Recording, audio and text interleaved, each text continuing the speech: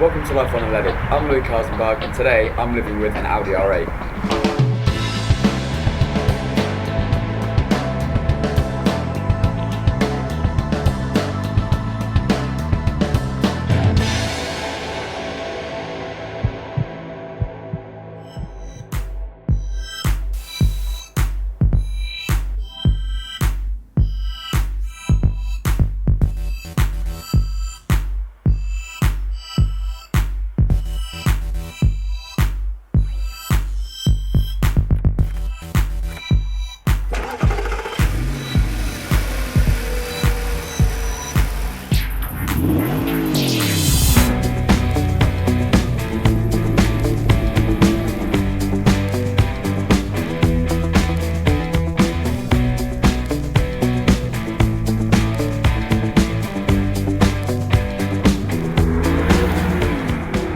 Audi first released the R8 back in 2007 and it was based on their Le Mans winning formula for the Audi R8 race car.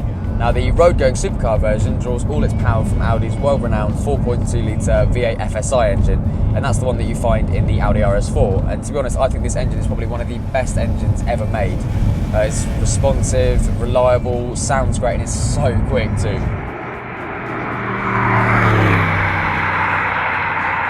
The engine's fantastic, but the four-wheel drive is also very clever too. It uses Audi's famous Quattro system, which never puts any more than about 30% of the power to the front wheels. So a lot of the time when you're driving this car, it does tend to feel like a rear-wheel drive car. But should the back end get a little bit lively and slip out, it snaps straight back in and it's very manageable. One of the reasons this car has done so well is that not only is it gorgeous, reliable, sounds great, quick and all of that, but it's a supercar that you can live with every single day. It's really comfortable. You could use this on long journeys. There's a dead pedal down there, so you can got somewhere to put your left foot if you're driving for ages. There's a little feature on this where if you go over certain revs when you're going quite quick and it's loud outside, it turns your music up for you. I'm by no means a tall guy, but there's loads of room in here. I could go on. You really can just use this car in pretty much every situation.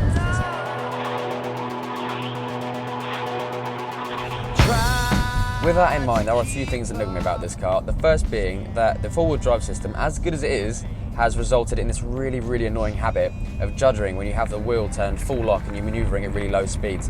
However, one way you can combat this is by making sure the two front tyres are exactly the same tread. It makes things a little bit more tolerable. The second is that with this being Audi's sort of flagship supercar model, I was a bit disappointed to find that the steering wheel, door handles, wing mirrors and a couple of other features basically looks like Audi have put their hands in the TT parts bin and just thrown it on this car, which to be honest, with a supercar like this, you maybe expect to look things a little bit special. Another feature is only really relevant to the R-tronic models. However, when you're stationary for more than about 4 or 5 seconds, it turns the car from automatic into neutral. So sometimes you'll find yourself revving at traffic lights you haven't realised it's in neutral, which is a bit of a pain. And the last thing is the cup holder position. As trivial as it seems, when you're driving around with a bottle under your arm, it can be a real nuisance. Other than that, this car is pretty much faultless. Now, the reason I wanted to focus on the second-hand supercar market is because, as most of you all know, when you buy a car brand new, it loses a truckload of money. Supercars even more so. And this is the sort of time where they tend to hit their residual value and you really can get a lot for your money. Now, this car is a 07 57 plate model with about 13,500 miles on it, R-tronic, with pretty much every option that I can think of. It's got B&O, Alcantara headlining, carbon fibre interior, engine bay, side blades, mag ride.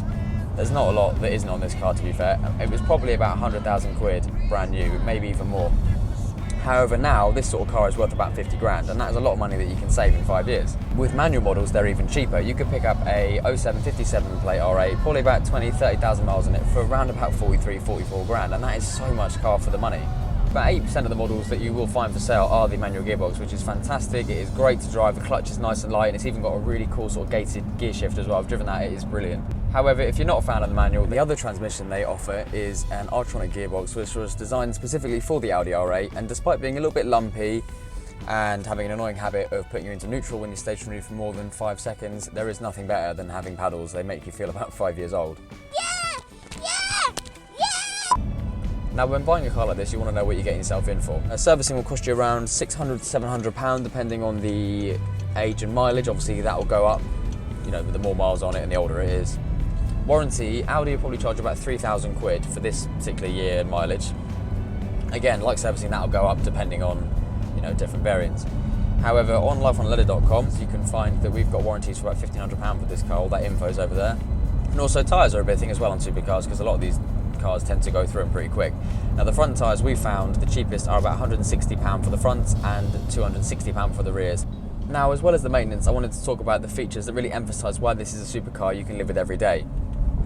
You know, parking in multi-stories, speed bumps, they really don't faze us as long as you drive a little bit slowly.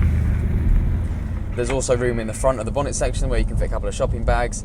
And there is even space behind the 2 seats to fit your golf clubs if you wanted to play around. Now, I don't know what more you could possibly want from a supercar.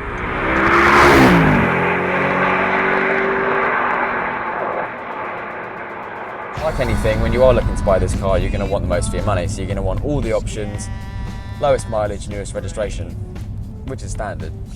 However, with the options, the carbon fibre, those sorts of things, it's a nice touch, but it's not really necessary. However, it would look really good. The one thing I will say though, if you are buying this car, definitely go for the B&O's sound system upgrade. It really does sound fantastic, and it's just the best way to enjoy your music.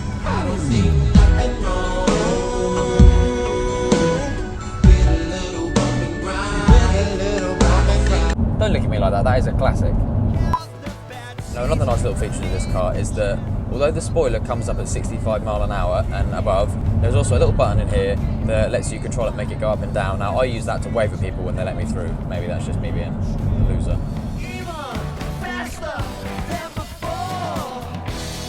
Now, despite the fact that this car's been around for about 5 years, I still think it is one of the most gorgeous cars on the market today. And I know some people might say that these cars tend to lack the sort of wow factor that Lamborghini and Ferrari have, that sort of thing. And I guess I agree to some extent. However, I think part of the charm of this car is that it doesn't try to be anything other than what it is, which is just a very, very good supercar, and one that's not too bad on the eyes either.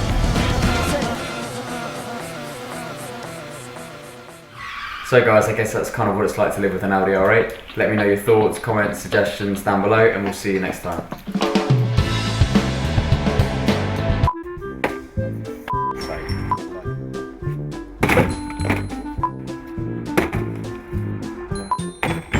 How did you miss that far? Hi guys, I hope you did. So guys, hopefully that gives you some idea of what it's like to live with an Audi R8. Hope you enjoyed the video. Leave your comments, thoughts, suggestions. Yeah. Nice.